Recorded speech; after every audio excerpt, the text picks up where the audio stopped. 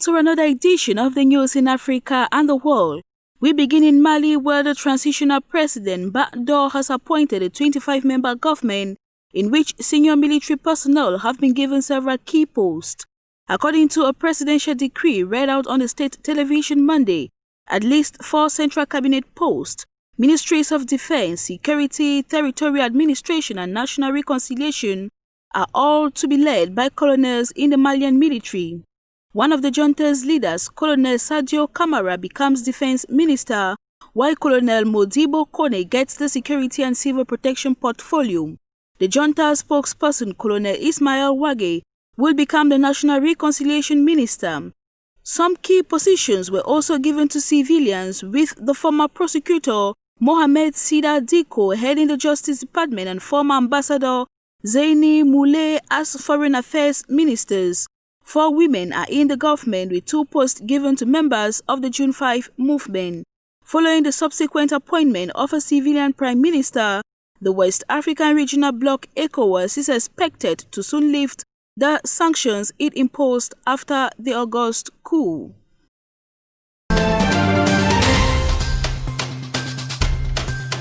Still in Mali, more than 100 jihadist prisoners have been freed as part of negotiations for the release of a prominent Malian politician and a kidnapped French charity worker, sources said.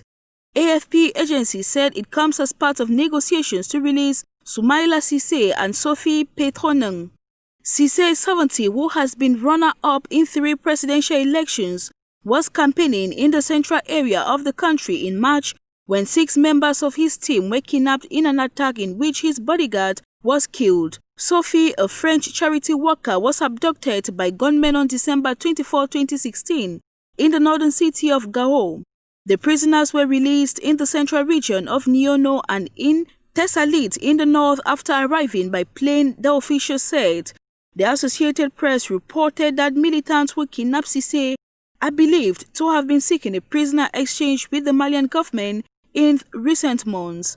Mali, supported by French and UN peacekeepers, is struggling with an 8-year-old Islamist insurgency that has claimed thousands of lives. Since Monday, October 5th, Congolese President Félix Tshisekedi has been in Goma, where he was received by thousands of activists at the airport.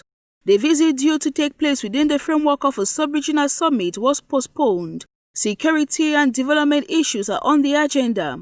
Several parties mobilized in the district of Goma, especially that of the ruling UDPS party, representatives of the FCC party of Joseph Kabila, and activists from the UNC, showed up this Tuesday demanding the release of their president, Vital Kamerhe, condemned for embezzlement as part of the 100-day program. The first meeting of the day was, according to the presidency, with 3 governors of the East, Northern and Southern Kivu and Ituri.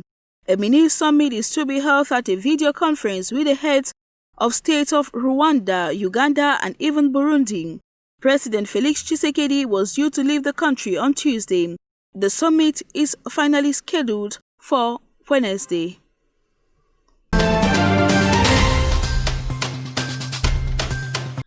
Out of Africa, protesters in Kyrgyzstan seized the seat of government and freed a jailed former president this Tuesday after demonstrators against an election marred by vote-buying accusations spiraled into violent clashes with police.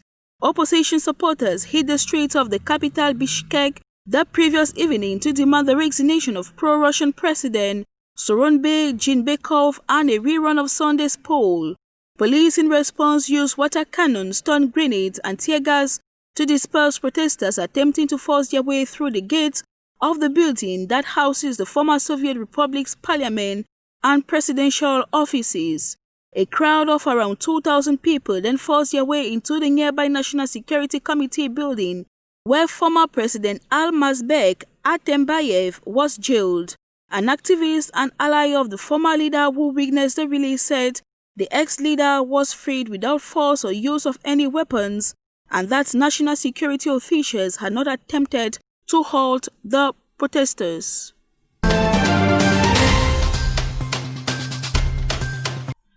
Announcing the proposal on Sunday, October 4th, New York City Mayor Bill de Blasio requested to close down schools and less important businesses, including restaurants, in 9 zip codes within the 5 districts that have seen a recent rise in coronavirus cases. Shutdowns will begin on Wednesday, October 7, as Mayor Bill says about 300 public and private schools will have to close. Restaurants and gyms, which just resumed a few days ago, will be suspended as well. Speaking during a news conference on Sunday, the mayor outlined the number of new cases of the virus has been rising over the past 2 weeks in the city, which has caused the positivity rate to rise above 3%. He, however, wishes infection rates fall below 3% after the 2 weeks closure. If COVID-19 cases continue to rise, it recommends extending mandated closures.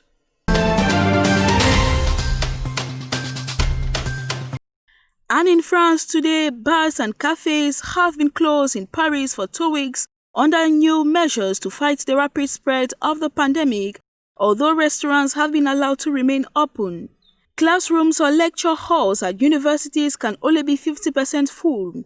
With the rate of new infections, hospitalization and deaths accelerating months after the lifting of a nationwide lockdown, new rules on social distancing entered into force on Tuesday.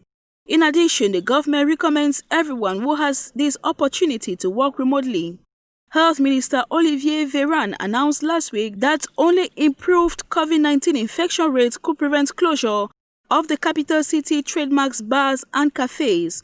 But France reported nearly 17,000 new coronavirus cases on Saturday alone, the highest daily number since the country began widespread testing. For Paris, the number was about 3,500 new cases every day, with a high of nearly 6,000 recorded last Monday, said the director of the ARS Regional Health Agency, Aurélien Rousseau. That said, that was it for today's edition. Thank you very much for watching the news. See you tomorrow, God willing, until we meet. Do take care and have a blessed day.